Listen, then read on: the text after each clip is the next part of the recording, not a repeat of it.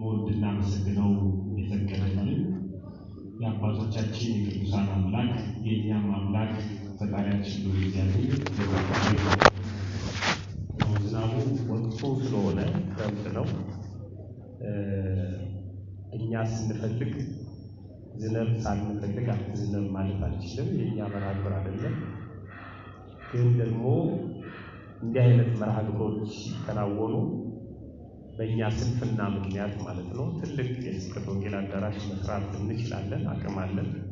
ግን ስለማናስብበት ሁለት ወር አንዳንድ አብያተ ክርስቲያናት ጉባኤ የሚቋረጥበት ሁኔታ ሁሉ አለና ትልቅ አዳራሽ ሰርቶ ስብከተ ወንጌሉን ሁለት ወር እዛ ማከናወን ነው እንጂ አንዳንዴ የማይሆን ነገር እንዳንናገር ነው። ጉባኤውን ዝናቡ ረበሸው እንዳለን።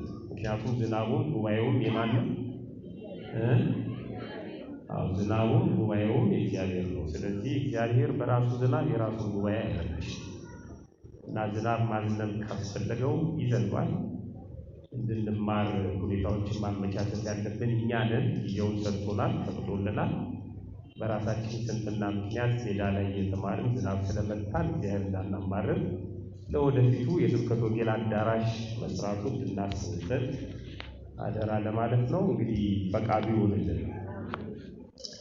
የምንነጋገርበት የስብከታችን ርዕስ በዚህ በአንደኛ ጴጥሮስ ምዕራፍ 5 ቁጥር 7 ላይ በተጻፈው ኃይለ ቃል መነሻነት ነው። እሱ ስለናንተ ያስባልና የሚያስጨንቃችሁን ሁሉ እርሱ ላይ ጣሉ ይላል። እስኪ አብረን እንበለው። እርሱ ስለናንተ ያስባልና የሚያስጨንቃችሁን ሁሉ በእርሱ ላይ ጣሉት። ይህንን የነገረን ሐዋርያው የውስጥ አዋቂ የተባለው ታላቁ ሐዋርያ ቅዱስ ጴጥሮስ ነው። የምስጢር ሐዋርያት ከተባሉት አንዱ እና እግዚአብሔር ማን እንደሆነ እኛ ምን እንደሆነን ስለሚያውቅ ስለሚረዳ እሱ ስለናንተ ያስባልና የሚያስጨንቃችሁን ሁሉ በእሱ ላይ ጣሉት ይለናል። በጣም ረጅም ስለሆነ መያዝ እንዲመቸን የሚያስጨንቃችሁን ሁሉ በእሱ ላይ ጣሉት በሚል ርዕስ ነው የምንነጋገረው። በመጀመሪያ የምንመለከተው ግን ጭንቀት ማለት ምን ማለት ነው የሚለውን ይሆናል። በጣም ሰፊ ትንታኔ እና ሰፊ ግንዛቤ የሚጠይቅ ስለሆነ ለዚህ ጉባኤ በሚመች ለአውደ ምሕረቱ በሚመች መልኩ ብቻ ትንሽ ነጥቦችን አንስተን እናያለን። ለምሳሌ ጭንቀት ምንድነው የሚለውን እንመለከታለን። ምንድነው የሚያስጨንቀን? ስለምንድነው የምንጨነቀው? ደግሞ ከጭንቀት ነፃ መውጣት ይቻላል ወይስ አይቻልም የሚለውንም እንመለከታለን። የምስጢር ባለቤት በድጋሚ ፈጣሪያችን ጥበቡን ሚስጥሩን እንዲገልጥልን መልካም ፈቃዱ ይሆንልን። ጭንቀት ሰፊ ትንታኔ የሚያሻው ነጥብ ነው። ቅድም እንዳልኩት በጣም ረጅም እና ወሳኝ የሆኑ ነጥቦችን በማንሳት በመወያየት በጥልቀት ከምንመለከታቸው ጉዳዮች መካከል አንዱ ነው። ግን ባጭሩ ጭንቀት ማለት ለኛ በሚቀል መልኩ ለማስረዳት መነሻውም ይሄ ስለሆነ ጭንቀት ምን እንደሆነ ለማሳየት መነሻው የጭንቀት መነሻ ማሰብ ነው። ምንድነው አልኳችሁ? ማሰብ ነው። ጭንቀት መነሻው ማሰብ ነው። ከማሰብ ነው የሚጀምረው ማለት ነው። ሰው ለምን ይበላል ሲባል ስለሚርበው ነው። የመጀመሪያውና ፊት ለፊት ያለው መልስ ማለት ነው። ሲርበን እንበላለን፣ ሲጠማን እንጠጣለን፣ ሲደክመን እናርፋለን፣ እንቅልፋችን ሲመጣ እንተኛለን። ስለምናስብ እንጨነቃለን። የማያስብ ሰው ሊጨነቅ አይችልም። ጭንቀት መነሻው የሚሆነው ማሰብ ነው። ሰው ለምንድነው የሚጨነቀው? ለምንድነው የሚያስበው የሚለውን ነገር ለማምጣት ቅድም እንዳልኩት ሰፊ ትንታኔ ቢኖረው የተወሰነውን ብቻ ግን በዚህ ጉባኤ በሚመች መልኩ ወደዚህ ጉባኤ በሚመች መልኩ እናነሳለን። ጭንቀትን እንደ ቤተ ክርስቲያናችን አስተምህሮ ወይም እንደ መጽሐፍ ቅዱሱ አገላለጽ በሁለት ከፍለን ማየት እንችላለን። አንደኛው ጭንቀት መልካም የሆነ ቅድም ማሰብ ብለን ስለጀመርን በጎ የሆነ መልካም የሆነ ጭንቀት አለ። ከማሰብ የሚጀምር ማሰብ ሆኖ ግን በጥልቀት ማሰብ፣ በጥልቀት መመራመር፣ በትኩረት ማሰብ ይሄ መልካም ወይም በጎ የምንለው ጭንቀት አለ። ሰው ስላሰበ ወይም ስለተጨነቀ ጤነኛ አይደለም አይባልም። ሲርበው ጤነኛ ነው ውስጡ ምግብ አስፈልጎታል እንደምንለው ሰው ሲጨነቅም የጤነኝነት ስሜት ነው አንዱ መልካም ጭንቀት፣ መልካም ሐሳብ አለ። ሁለተኛው መጥፎ ጭንቀት አለ፣ በሽታ የሚሆን ማለት ነው። በጭንቀት ምክንያት ሕክምና የሚፈልጉ፣ በጭንቀት ምክንያት የሚሰቃዩ፣ በጭንቀት ምክንያት የሚታመሙ ሰዎች አሉ። ጭንቀት በሽታም ሊሆን ይችላል። የጤንነት ምልክት እንደሆነ ሁሉ የማሰብ የሌላኛው ደረጃ ወይም ሌላኛው ክፍል እንደሆነ ሁሉ ጭንቀት በራሱ በሽታ የሚሆንበትም ሁኔታ አለ። ስለዚህ መጽሐፍ ቅዱስ ሁለቱንም ነው የሚያስቀምጠው። መልካም የሆነውንም ጭንቀት ሐሳብ ያለውን ወይም በጥልቀት ማሰብ ያለውን፣ ደግሞ ክፉ የሆነውን ጭንቀት ወይም መጥፎ በሽታ የሆነውንም ጭንቀት ሁለቱንም ያስቀምጣቸዋል። መልካም ከሆነው ስንነሳ መልካም ጭንቀት ወይም መልካም ሐሳብ የምንለው ሰው በበጎ ይጨነቃል። ለምሳሌ ወላጆች ለልጆቻቸው ይጨነቃሉ። ለምንድን ነው የምትጨነቁት ማለት አይቻልም። አንድ ሰው ስለ ስራው ሊጨነቅ ይችላል። ለምንድን ነው የምትጨነቁት ማለት አይቻልም። ስለዚህ ጉባኤ የሚጨነቁ ሰዎች አሉ። መምህራን በመመደብ፣ ወንበር በመደርደር፣ በጀት በመበጀት፣ በስብሰባ በተለያየ መልኩ ስለዚህ ጉባኤ የሚጨነቁ ሰዎች አሉ። መምህሩ ደርሷል አልደረሰም፣ ይመጣል አይመጣም፣ ይሰርዛል አይሰርዝም፣ በጣም የሚጨነቁ ሰዎች አሉ። ለምን ትጨነቃላችሁ ማለት አይቻልም። ስራቸውን እየሰሩ ነው እነዚህ ሰዎች ማለት ነው። ምንም የማይጨነቅ ለምንድን ነው አስከሬን ለምን ይከብዳል ሲባል ሐሳቡን በሰው ላይ ስለሚጥል ይባላል፣ ስለማያስብ። ስለዚህ አታስብም ማለት አይቻልም። ሰውን በመልካም የሚጨነቀውን ሰው ለምን ትጨነቃለህ ማለት ለምን ታስባለህ ማለት ነው።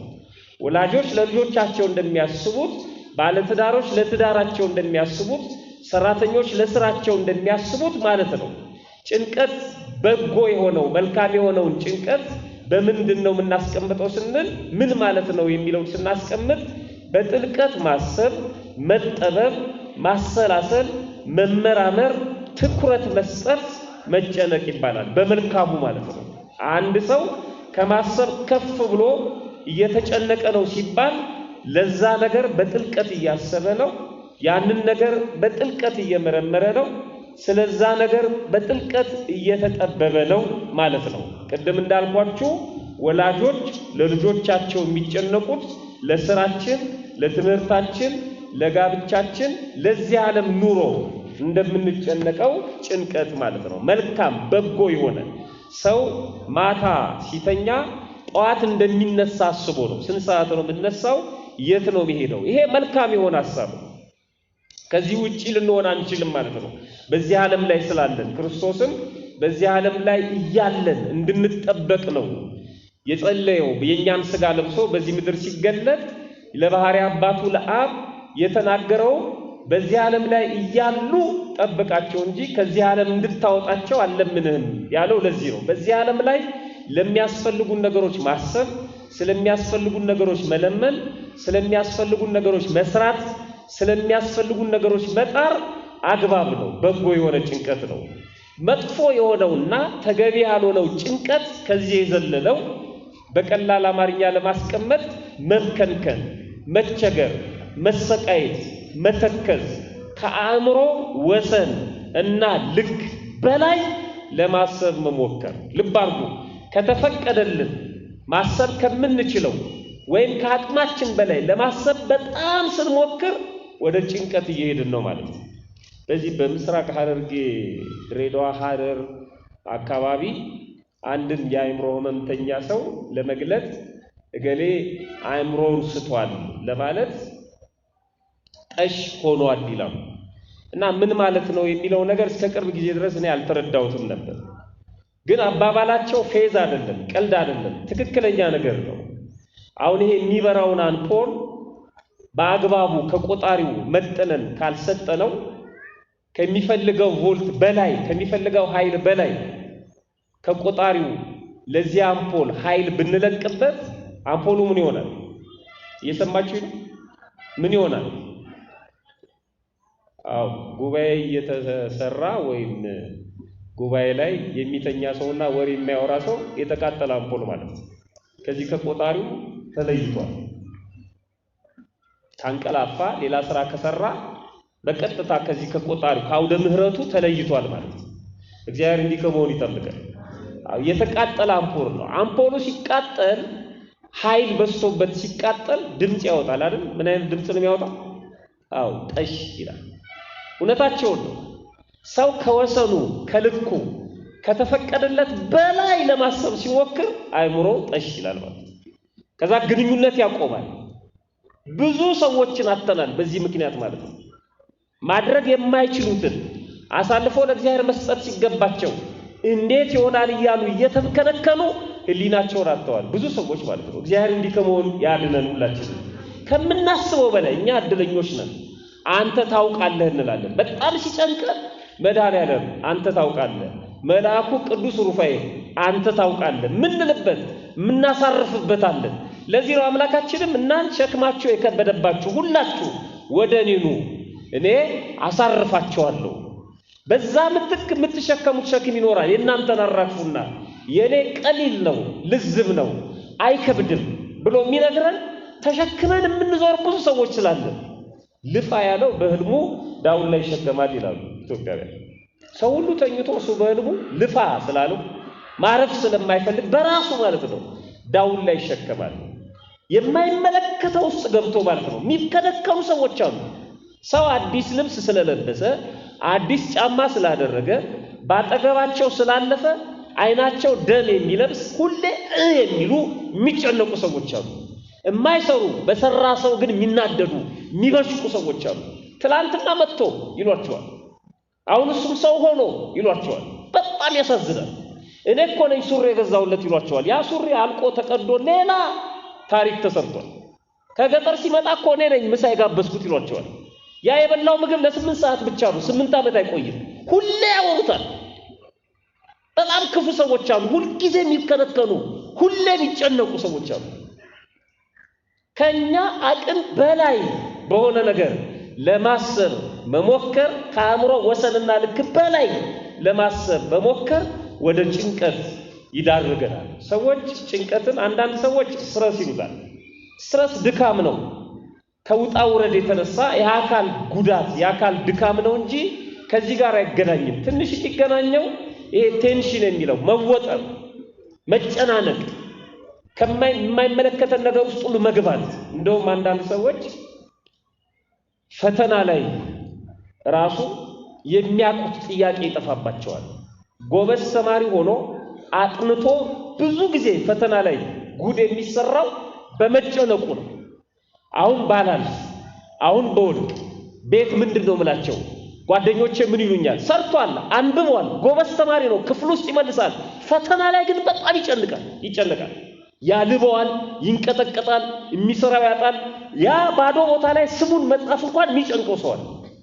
እንደውም አንድ ቀን ክፍል ውስጥ ሆኖ ልጁ በጣም ከመጨነቁ የተነሳ ጎበዝ ተማሪ ነው። የመጀመሪያው ባዶ ቦታ ላይ የሚሞላው ስሙን ነው። ግን ስሙ ጠፋው። ምኑ ጠፋው? የራሱ ስም። አንዳንድ ፈተና ጥያቄ ስለሆነ ወይ ፍርድ ቤት ወይ ፖሊስ ጣቢያ የሆነ ደንግጣችሁ ስምህን ማን ልበል ስትባሉ ምትሏላችሁ። ስምህን ማን ልበል? የኔን ነው ትላላችሁ። የማሰቢያ ጊዜ ነው። ስማቸው ጠፍቶባቸው ብዙ ሰዎች የማይጠየቅ ጥያቄ ይጠይቃሉ። ስሜ ጠፋኝ ማለት ስለሚያሳፍር የኔን ነው ይሏቸዋል። እስከሚያሰላስሉ ምን አልከኝ ይሏቸዋል። ስም ይጠፋል። እና ከጎን ያለውን ተማሪ ነካ አድርገውና አስተማሪው ሳያይ ይኮርጃል እንዳይባል እባክህ እንዳትስቅብኝ ስሜ ጠፍቶኝ ነው፣ ስሜን ንገረኝ አለው። አስታውሰኛል። ያኛው ከሱ በላይ ጭንቀታም ስለነበረ አርፈ ስራ የኔንም እንዳታስጠፋብኝ አለ። እሱም ተጨንቋል። የሚያውቀውን ሰው ማለት ነው እንግዲህ ስም አብሮን የኖረ ነው። በጣም ሲጨነቅ አእምሮ ሲወጣጠር የሚያውቀው ይጠፋበታል። ተማሪዎች፣ ወጣቶች፣ በትምህርት ቤት የሚያለፍን ሰዎች ፈተና ከተፈተናችሁ በኋላ ስለ ፈተናው አታውሩ ይሉናል። በዚህ ሙያ በተለይ በስነ አእምሮ በስነ ልቦና ሙያ ውስጥ ያለፉ ሰዎች ፈተናውን ከሰራችሁት በኋላ ስለ ፈተናው አታውሩ፣ ስለሚቀጥለው ፈተና ተዘጋጁ ወይም ስለሚቀጥለው ክፍል ተወያዩ እንጂ የሰራችሁት ፈተና ስለ ጥያቄዎቹ ሰዎች መጥተው አንደኛውን ምን አልከው፣ ሁለተኛውን ምን አልኩ ይሏቸዋል አታንሱ ይሉናል ለምንድን ነው እንደዛ ቢሉት ብዙ ሰዎች ሲደሰቱ እናያለን የሚደሰቱት የውሸት ነው ውጤቱ ሲመጣ ሌላ ይሆናል ሲናደዱም እናያለን የሚናደዱት የውሸት ነው ውጤቱ ሲመጣ ሌላ ይሆናል ሌላው ቁጭትንም ይፈጥራል ምንናል በተለይ በከብት እርባታ ውስጥ ያሉ ሰዎች እንደሚነግሩን የምታቁም ሰዎች ካላችሁ ላሚቷ ወተቷን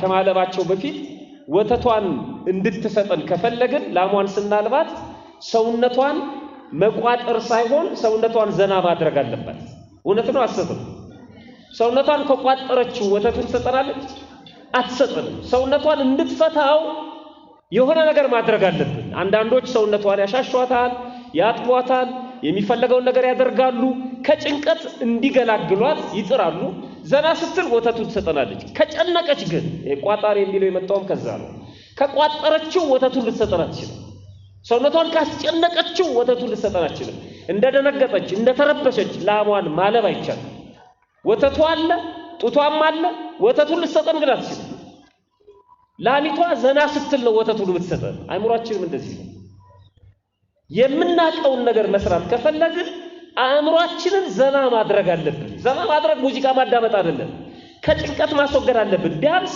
አባታችን ሆይ ብለን ጀምረን ፈጣሪ የሰራሁት ያጠናሁት እንዳይሰወረኝ እርዳኝ ብለን መጀመር መቻል አለብን በወድቅም ምንም ማለት አይደለም ህይወቴ በዚህ የተወሰነ አይደለም ባልፍም ምንም ማለት አይደለም ትኩረት ሳንሰጠው በጥናታችን ብቻ ትኩረት ሰጥተን ለፈተናው ትኩረት ሳንሰጠው የምናስበውን ብቻ እንድንሰራ ተረጋግተን መስራት አለብን ተረጋግተን ስለማንሰራ ተጨንቀን ፈተናው ላይ ስለምንቀመጥ መልሱ ይጠፋናል በጣም የሚገርመው ግን ከፈተናው በኋላ አንደኛውን ምን አልከው ስንባል መልሱ ሁሉ ይመጣልናል አንደኛውን ኤ ነው ያልኩት እንዴ ምን ማለት ነው ቢኮ ነው አው አንተ ለካቢ ነው አፌ ላይ እኮ አለ እንላለን መልሱ በጠቅላላ የሰጠነው በጭንቀታችን የተነሳ ስህተት ነው ፈተናውን ግን እንዳውቀዋለን ለምንድነው አሁን አይምሮአችን የፈተናውን ጥያቄ መልስ የሚሰጠን ዘና ብሎ ፈተናውን ተገላገልኩት ብለን ስላሰብን አይምሮአችን ዘና ብሏል ቅድም ፈተናው ላይ አስጨንቀነው ነበር የሚያቀው ነገር ደብቆታል ከፈተናው በኋላ ግን ጭንቀታችንን ስላስወገድንለት የሚያቀው ነገር ይነግረናል ልክ እንደዚህ ነው በተጨነቅን ጊዜ ምናቀው ነገር ይጠፋብናል በኋላ በምሳሌ በእናያቸው ብዙ ነገሮች ይኖራሉ ሰው በጣም ሲጨነቅ የሚያውቀው ይጠፋበታል ወደ መከራው ይሄዳል ከመከራ ለመውጣት ወደ መከራው ይሄዳል በአደጋ ጊዜ መውጫ ብዙ ሰዎች የማይጠቀሙት ለአደጋ ጊዜ ለምንድን ነው ሲባል በጭንቀት ስለሚሮጡ ነው ወደ መከራው ወደ አደጋው እንደውም በመረጋገጥ የሚሞተው ሰው ይበዛል ተረጋግተው ከአደጋው ማምለጥ ቢችሉ አይምሮአቸውን ግን ማሰራት ስለማይችሉ በጭንቀት ጊዜ ከአደጋው ለማምለጥ አይችሉም በጣም በተጨነቀን ሰዓት አእምሮአችን ስራ መስራት ያቆማል እግዚአብሔር ከዚህ ይሰውረን ሁላችንን ጭንቀት ሁለት ገጽታዎች እንዳሉት መጽሐፍ ቅዱስ ይነግረናል ለምሳሌ የመጀመሪያው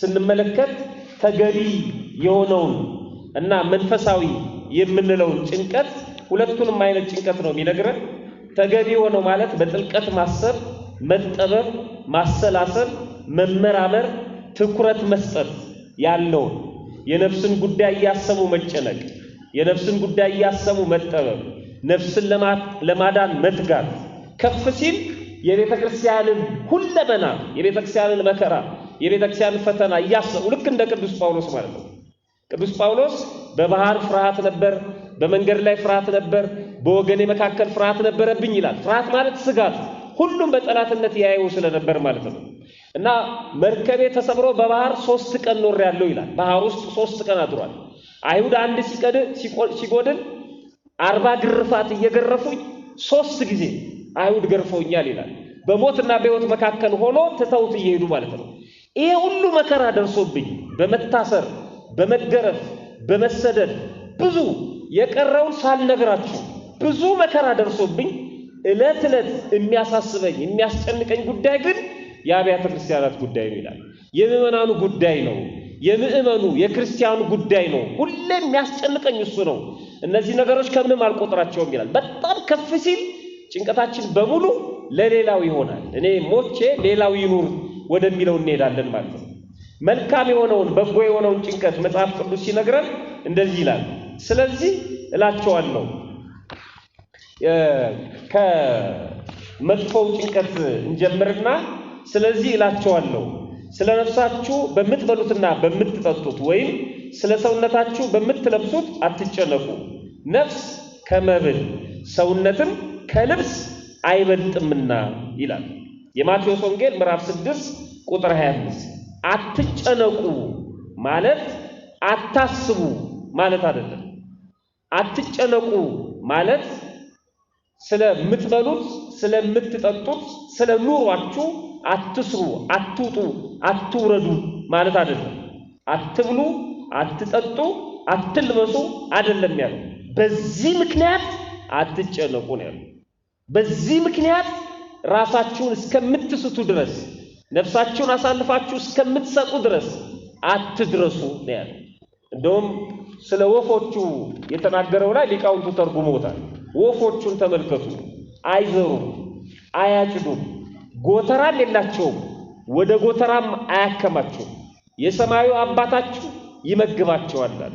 ወፎቹ አይዘሩም፣ አያጭዱም፣ አይበሩም፣ ማን ነው ወደ ጎተራ አይከቱም አለ እንጂ አይበሩም አላለም። ወፎቹ ይበራሉ።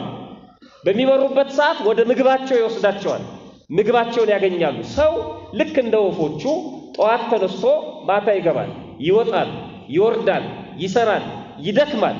በስራው ላይ ረዳት የሚሆነው እግዚአብሔር ነው። የስራውን በረከት የሚሰጠው ደግሞ እግዚአብሔር ነው። ይሄ ማሰብ ነው። ከዚህ ባለፈ ግን ይሄንን ስራ እየሰራን የምንጨነቅ ከሆነ ግን አግባብ አይደለም። ነግሮናል። ነፍስ ከመብል አይበልጥም ይላል። ነፍስ ከመብል አይበልጥም። ስለ መብላችን አይደለም መጨነቅ ያለብን፣ ስለ መብላችን ማሰብና መስራት ነው። መጨነቅ ያለብን ግን ስለ ነፍሳችን ነው። ነፍስ ከመብል አይበልጥም፣ ሰውነትም ከልብስ አይበልጥም። ሰው ስለ ሰውነቱ ነው መጨነቅ ያለበት እንጂ ስለ ልብሱ አይደለም። አንዳንድ ሰዎች እግር እያላቸው ስለ ጫማ እንደሚጨነቁት ማለት ነው። እግር የሌላቸውን ሰዎች እየዘነጉ እየረሱ ማለት ነው። እናቱ ገበያ የሄደችበትና እናቱ የሞተችበት እኩል ያለቅሳሉ ተብሎ እንደተነገረው በጣም በጥልቀት ማሰብ ተገቢ ቢሆንም ግን ከመጠን በላይ ማሰብና መጨነቅ አንዳንድ ጊዜ ከትክክለኛው አእምሮ ወይም እሳቤ ያወጣናል። ሁለት ምሳሌዎችን እንይ በመጽሐፍ ቅዱስ። የመጀመሪያው እስራኤላውያን ናቸው።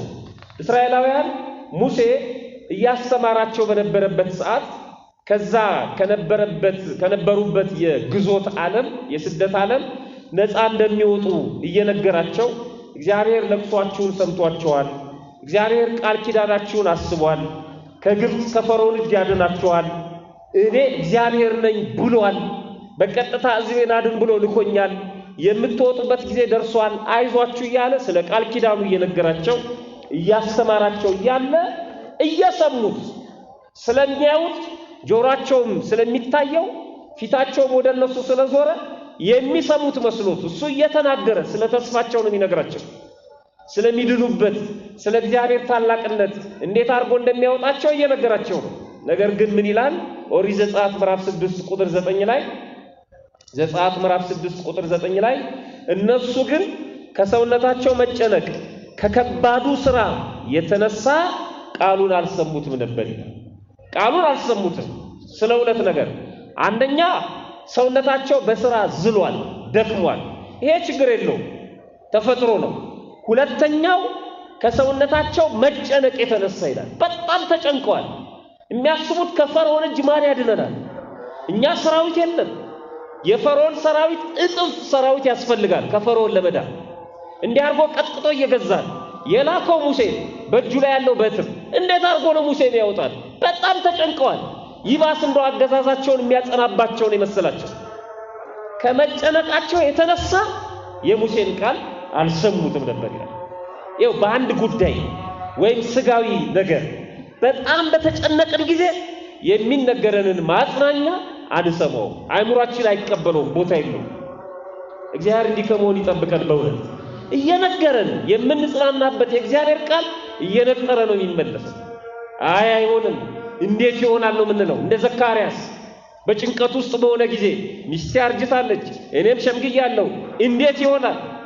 እኔ እኮ በእግዚአብሔር ፊት የምቆመው ገብርኤል ነኝ ከአንድ የጤና ተቋም የመጣው እንዳይመስልህ ትወልዳለህ ወንድ ልጅ ትወልዳለህ እየነገረው አይሆንም አለ እንግዲያው እስከምትወልድ ድረስ ምን ትሆናለህ ዲዛት በጣም ይገርም ሰው በጣም ሲጨነቅ የሚነገረውን አይሰማም ሁለተኛ ምሳሌ ላሳያችሁ የራሱ የሙሴ ህይወት ነው ሙሴ እናስታውሰዋለን ወደ ፈርዖን ሲልከው በጣም የሚያሳዝነው በተለይ በኦሪት ዘጸአት ምዕራፍ 4 ላይ ስታነቡ ቁጥር 17 ላይ ይህችን ተአምራት የምታደርግባትን በትር በእጅ ይዘሃት ሂዳል ሕዝቤን አድን ብሎ ሲልከው እኔ ምን አቅም አለኝና ነው ያንተን ሕዝብ ማድነው አልችልም ማለት ከዛ ነገረው አሮን አፍ እንደሚሆንለት ነገረው በእጅ ያስከው ምንድነው በትር ነው ወደ መሬት ጣለው አለ ሙሴ በእጁ ያዘውን የረኝነት በትሩን ወደ መሬት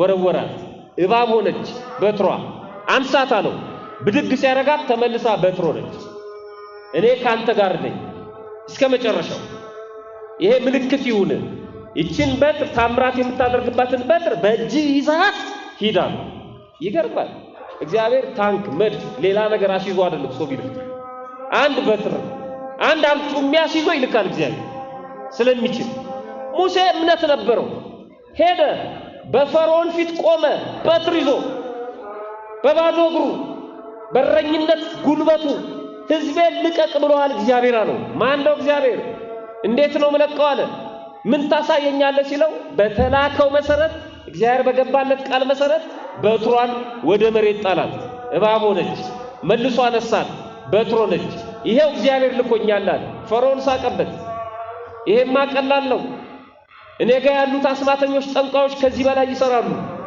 ኑ አላቸው አስገባቸው ይሄው እንደዚህ አድርጓል ብሎ ነገራቸው የነሱን በትር ወደ መሬት ጣሉ የሁሉም እባብ ሆነ ይሄማ ቀላል ነው እኛም እናደርገዋለን ነው ያስደንቃል ያስደነግጣል ከእግዚአብሔር ጋር ለሆነ ሰው ግን ምንም ማለት አይደለም ከእግዚአብሔር ውጪ ለሆነ ሰው ግን ከባድ ነው ስለዚህ አንዳንድ ጊዜ እግዚአብሔርን ሳንይዝ ስንቀር ተራ ነገር ሁሉ ወደ ኋላ ይጎትተናል ሙሴ ጨነቀው ያቺ የሙሴ በትር ወደ መሬት የተጣለችውና እባብ የሆነችው የሁሉንም ወደ እባብ የተቀየረችውን በትር በሙሉ ዋጠቻቸው ይላል እግዚአብሔርን ማሸነፍ አይቻልም የሁሉንም በትር ዋጠቻቸው ሙሴ አነሳት ተመልሳ በትር ሆነች ደነገጡ ከዛ በኋላ ያ ሁሉ ተአምር ተደርጎ የምታውቁት ተአምር ሙሴ እስራኤላውያንን በእግዚአብሔር ቸርነት ኃያልነት ይዞ ለመውጣት በቃ አይደል ይዞ ወጥቶ የኤርትራ ባህር ጋር ሲደርስ የኤርትራ ባህር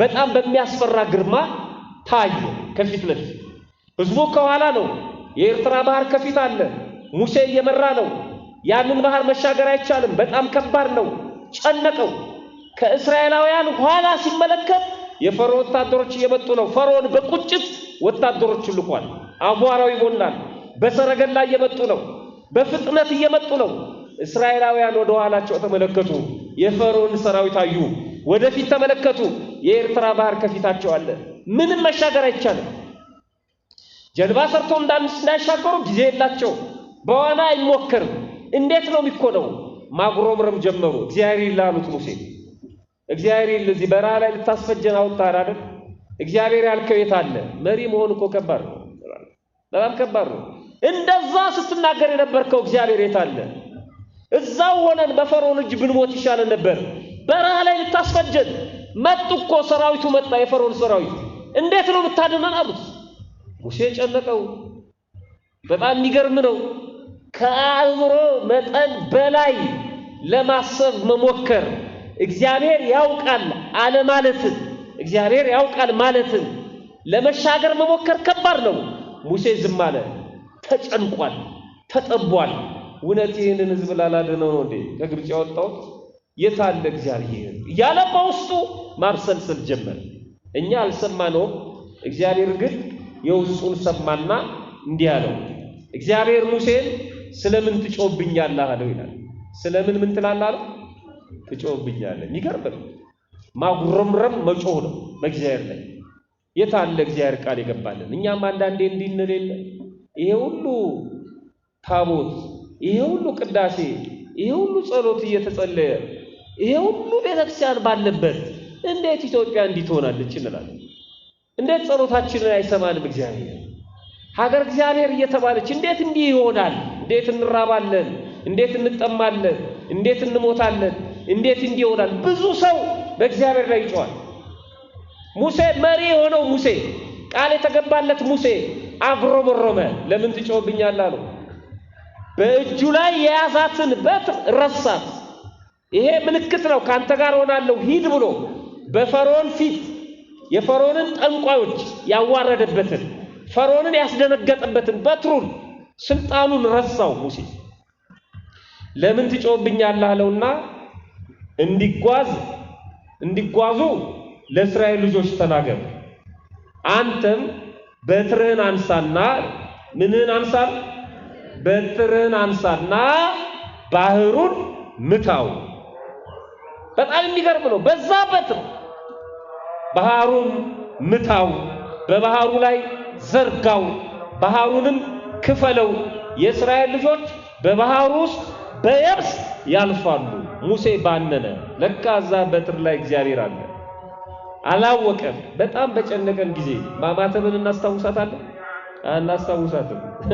በጣም በጨነቀን ጊዜ እግዚአብሔርን ስም መጥራት እናስታውሳለን? በፍጹም። ሩፋኤል ፈታሄ ማኅፀን ምናምን እንላለን። በጣም በጨነቀን ጊዜ እንጠራዋለን?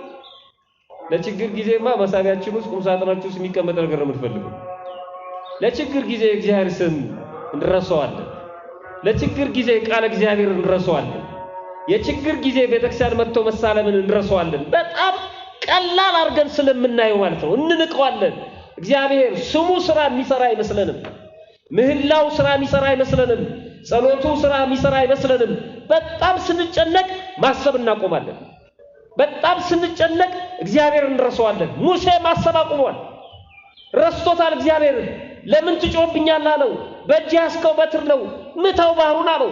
ባህሩን ሲመታው ባህሩ እንደ ግድግዳ ግራና ቀኝ ቆመ። ይገርማል።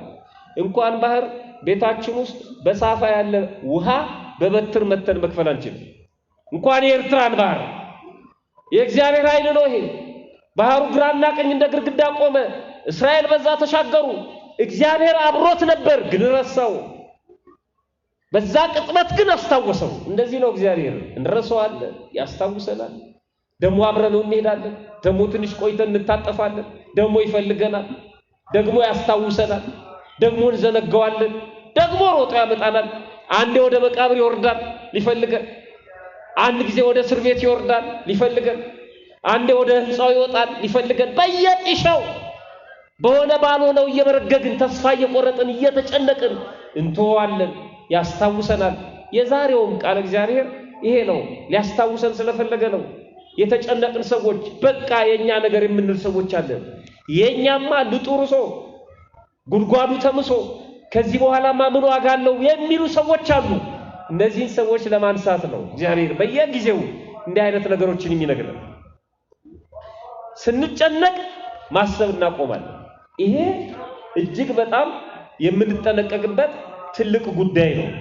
ሌላው በጎና መልካም የሆነውን ጭንቀት ሲነግረን መጽሐፍ ቅዱስ ለምሳሌ በያዕቆብ መልእክት ምዕራፍ 4 ቁጥር 4 ላይ ተጨነቁና እዘኑ፣ አልቅሱ፣ ሳቃችሁ ወደ ሐዘን፣ ደስታችሁ ወደ ትካዜ ይለወጥ ይላል። ተጨነቁ ይላል። አንድ ጊዜ አትጨነቁ ይላል፣ አንድ ጊዜ ተጨነቁ ይላል። አትጨነቁ ያለው ክፉን ጭንቀት ነው። ከአእምሯችሁ ወሰን በላይ አትጨነቁ። ተጨነቁ ሲል በጥልቀት አስቡ፣ ተመራመሩ። ተጨነቁ፣ እዘኑ፣ አልቅሱ፣ ሳቃችሁ ወደ ሐዘን፣ ደስታችሁ ወደ ትካዜ ይለወጥ። ሌላው ይብላ ይጠጣ፣ እናንተ ጹሙ። ሌላው ይዝረፍ፣ እናንተ መጽውቱ። ሌላው ይሳደብ፣ እናንተ ግን አመስግኑ። ይሄ መልካም የሆነው ማለት ነው። በጥልቀት ማሰብ፣ በጎ የሆነው መጨነቅ ማለት ነው። ለዚህ ነው በወንጌልም ላይ በማቴዎስ ወንጌል ምዕራፍ 16 ላይ ሲናገር እውነት እውነት እላችኋለሁ እናንተ ታለቅሳላችሁ፣ ሙሾ ታወጣላችሁ፣ ዓለም ግን ደስ ይለዋል። እናንተ ታዝናላችሁ፣ ነገር ግን ሐዘናችሁ ወደ ደስታ ይለወጣል። ሴት በምትወልድበት ጊዜ ወራቷ ስለደረሰ ታዝናለች፣ ነገር ግን ሕፃን ከወለደች በኋላ ሰው በዓለም ተወልዷልና ስለ ደስታዋ መከራዋን ኋላ አታስታውሰውም። እንግዲህ እናንተ ደግሞ አሁን ታዝናላችሁ፣ ነገር ግን እንደገና አያችኋለሁ፣ ልባችሁ ደስ ይለዋል፣ ደስታችሁንም የሚወስድባችሁ የለም ይላል። እናንተ ስለ ሃይማኖታችሁ፣ ስለ ድህነታችሁ፣ ስለ ነፍሳችሁ ስታስቡ፣ ስትጾሙ፣ ስትጸልዩ፣ ስትመጸውቱ፣ በእግዚአብሔር ቤት ለመቆየት ስትወስኑ፣ ዓለም ግን ሊያፌዝ ይችላል፣ ሊቀልድ ይችላል፣ ሊስቅ ይችላል። እሱ የሚያለቅስበት እናንተ የምትደሰቱበት ሰዓት ይመጣል። መልካም የሆነው ጭንቀት በጥልቀት ማሰብ በመጽሐፍ ቅዱስ በልዩ ልዩ ስፍራ ተቀምጧል። ሰዓታችንም ስለገፋ የዝናቡ ሁኔታ ጥሩ ስላልሆነ ትምህርቴን ለማሳጠር ከዚህ ከክፉ ከሆነው ጭንቀት እንዴት ነው መገላገል የሚቻለው? መልካም ከሆነው ጭንቀት መገላገል የሚቻለው ስንሞት ነው። ምክንያቱም ማሰብ ስለሆነ እሱ። ግን ከማሰብ በላይ የሚጨነቁ ሰዎች አሉ። ከዚህ ለመገላገል ምንድነው ማድረግ ያለብን? አንድ ሁለት ነጥቦችን ላምጣ። የመጀመሪያው ተፈጥሮና አቅምን ማወቅ። ተፈጥሮን አቅምን ማወቅ። እኛ ሰዎች ነን፣ መላእክት አይደለንም። እኛስ ፍጡራን ነን፣ ፈጣሪ አይደለም። የኛ አቅምና ወሰን የተፈቀደልንን ማድረግ ነው። ከዛ ውጪ አሳልፎ ለእግዚአብሔር መስጠት። የኛ ስራ የቀረበልንን መብላት ነው። የኛ ስራ ያን የሚቀርበውን ምግብ ለማግኘት መስራት ነው። የበላነውን ማዋሃድ የእግዚአብሔር ስራ ነው። እዛ ውስጥ ገብተን ማሰብ የለብንም። ብዙ ሰው ከአቅሙ በላይ ይጨነቃል። በጣም የሚገርም ነው። ልፋ ያለው ዝንጀሮ መደባል ሲተኛ ባላ ሰቅሎ ይተኛል። ዝንጀሮ ባላ ሰቅሎ ይተኛል። ባላ ሰቅሎ የሚተኛው ማን ነው? ተክሎ የሚተኛው ይቅርታ፣ ባላ ተክሎ ይተኛል። ባላ ማለት የተመሳከለ እንጨት የዋይ ቅርጽ ያለው እሱን ተክሎ ይተኛል ዝንጀሮ። ለምንድን ነው ባላ የምትተክለው ሲባል ድንገት እንኳን ሰማያዊ ቢወድቅ እኔን እንዳይነካኝ ልፋ ብሎት ነው። አሁን አንዳንድ ሰው ስለ ቤቱ አምፖል መብራት ይመጣል አይመጣም፣ ይጠፋል አይጠፋም ብሎ መጨነቅ ሲገባው ስለ ፀሐይ መውጣትና መግባት ይጨነቃል። እሱ የኛ ስራ አይደለም። ትልቅ ስራዎች በእግዚአብሔር እጅ ነው ያሉት። ስለሱ አይደለም። እኛ አሁን የዛሬው የራሳችንን ብቻ ነው ያለንበትን ጉዳይ ብቻ ነው ሌላውን ለእግዚአብሔር መስጠት። አንዳንዱ ፈራጅ ይሆናል፣ አንዳንዱ ፈጣሪ ይሆናል፣ አንዳንዱ ከሞት ለማስነሳት ይሞክራል። እኔ እግዚአብሔርን በሆን ኖሮ ይላል አንዳንዱ። እኔ እግዚአብሔርን በሆን ኖሮ መልካም ነገር ለማድረግ አይደለም።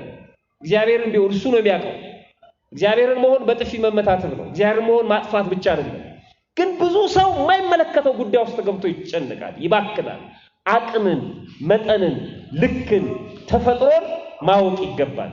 ሁለተኛው አንዳንድ ሰዎች ስጋዊ ስራን ኑሮን በእቅድና በአግባቡ ካለመምራት የተነሳ የሚጨነቁ ሰዎች አሉ። ጥሩ አባባል አለ ለዚህ ሰው እንደ ቤቱ ነው እንጂ የሚኖረው እንደ ጎረቤቱ አይኖርም ይባላል። ትክክል ነው። ሰዎች እንደ ቤታቸው እየሰሩ እንደ ጎረቤታቸው ለመኖር የሚሞክሩ ሰዎች አሉ። እሱን መተው ነው ያለብን። ነገሌ እንዲህ ስላደረጉ እኛ እንዲህ ማድረግ የለብንም። የነገሌ ህይወት እንዲህ ስለሆነ የኛ እንዲህ ይሆናል ማለት የለብንም። የራሳችንን የተሰጠንን አክብረን በአግባቡና በስርዓቱ መጠቀም መቻል አለብን። ቅዱስ ጳውሎስም ኑሮዬ ይበቃኛል ለሚለው ግን እግዚአብሔርን መምሰል እጅግ ማትረፊያ ነው ይላል። እግዚአብሔርን ለመምሰል እጅግ ማትረፊያ ነው። አንደኛ ጢሞቴዎስ ምዕራፍ 6 ቁጥር 6 ይበቃኛል ብሎ ማመስገን ሌላ ነገር አልፈልግም ማለት አይደለም። አንዳንድ ሰዎች ይሄን ይነቅፉታል። ኢትዮጵያውያን በጣም ደካሞች ናቸው። ጥሬ እየበሉ በኩራዝ እየኖሩ መደብ ላይ እየተኙ ተመስገን ይላሉ ይሉናል። እንዴ እና ተመስገን ካላልን ምን እንበል? ተመስገን ማለት ከመደብ ላይ አልወርድም አልጋ ላይ አልተኛም ማለት አይደለም። በዚህ ስላኖርከኝ አመሰግናለሁ